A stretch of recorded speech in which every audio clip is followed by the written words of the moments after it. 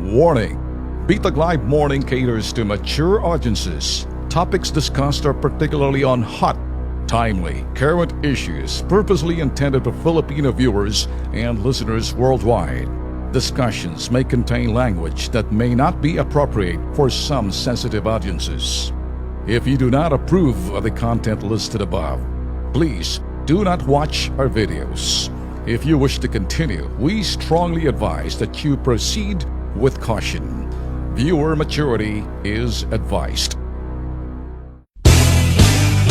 Ako ho talaga'y dikit ho ang aking puso sa mga magsasaka kasi once upon a time sa angkan ho ng aking ina, talagang kami ho'y nabuhay at pinaaral ho sa sakahan ho ng aking lola na iyan may namana ng aking ina. Noong mga panahon ho na wala pang agrarian reform, noong mga araw po ng dekada 60 na ako'y nag-aaral parang elementary hanggang 70, kami ho'y nabuhay sa mga kopra at ano man yung mag-ani dyan, abaka, or mga baka kasi mayaman ho yung aking ina.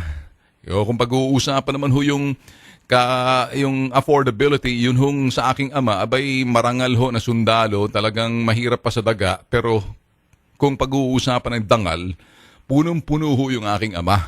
Yun ho ang aking masasabi.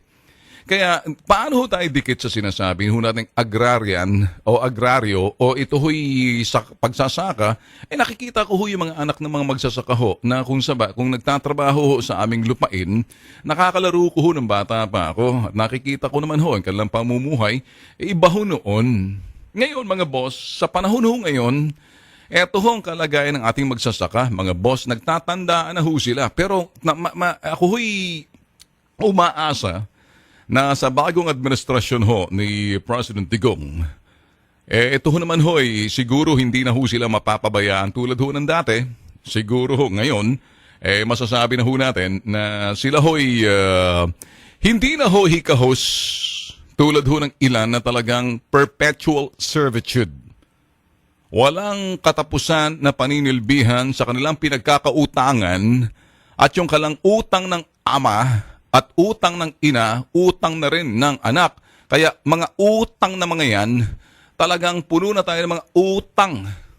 Hindi ba? Pag pinag-usapan ng utang, may namamatay dahil sa utang na yan. So, mga bagay ho, nagkakautang-utang ho yung ating mga magsasaka.